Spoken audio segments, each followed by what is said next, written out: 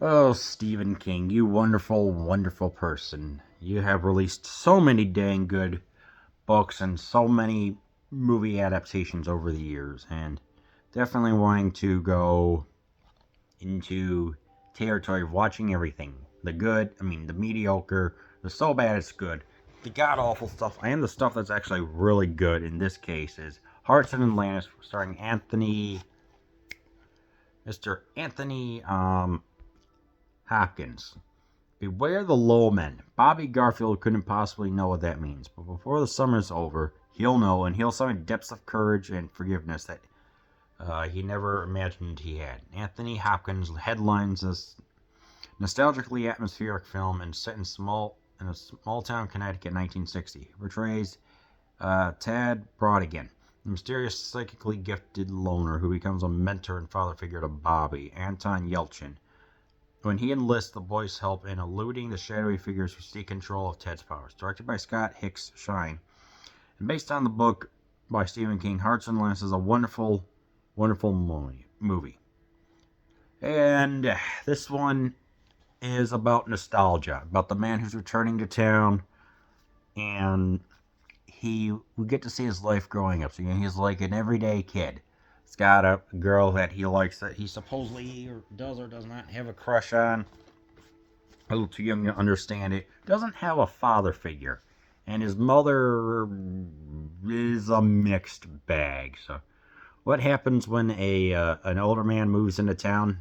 Now these two form an unlikely relationship, especially the father figure that the kid needed. And he learns about life very specifically. It's like saying, "Hey, this is what happens when you get a little bit older." It's like when your sight starts to go, but it's mainly just about the life that Bobby Garfield is living. Standing up to bullies, dealing with the girl that he likes, and just overall, just being a kid. This movie is just some of the things I noticed was a little bit about the loss of innocence, growing up in what Stephen King probably liked way back when, and just how tender some things can be in forgiveness and things like that. So I was noticing for a while, for like the first, I don't know, 30, because this movie is an hour and 40 minutes long, and saying, okay, so what are we going to have here? It's like, yeah, just him living his everyday life, which is fine. There's nothing bad with that. But then we get to see like what happens when you become a little bit of an adult more. Go to the seedy underbelly where Ted himself says your last name does not matter here, because he's trying to get money to elude all the low men.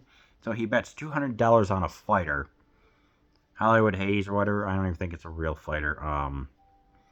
Lo and behold, because of his psychic gift, he's able to obtain $2,000 in 1960 money. That'd be what, $6,000-$7,000 nowadays? Holy crap! Shoot, probably even more. At the same time, the kid has to deal with certain things, with things of his own. One, he has to deal with a bullying his cronies, because at first they beat the heck out of him, but then lo and behold, Ted comes in and with his psychic gifts realizes that Harry, the bully, likes to wear women's clothing. And yeah, it kind of does make them retreat. But then again, the schmuck bully comes back, injures dislocates the right shoulder of Carol or whatever the girl is. So ultimately, he has to come and just pretty much wallop the heck out of the bully, which is done oh so well. And I'm thinking, yeah, he's summoning the courage that he never had, and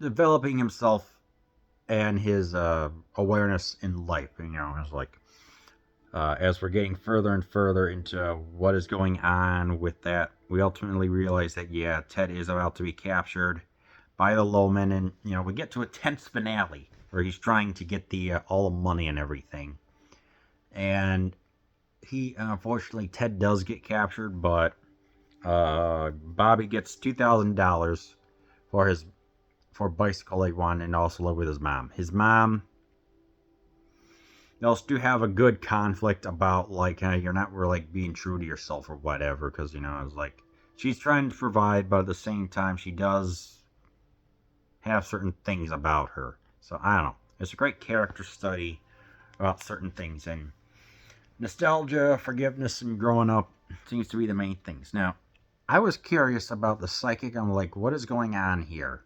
Like, what happens? Who are these lowmen?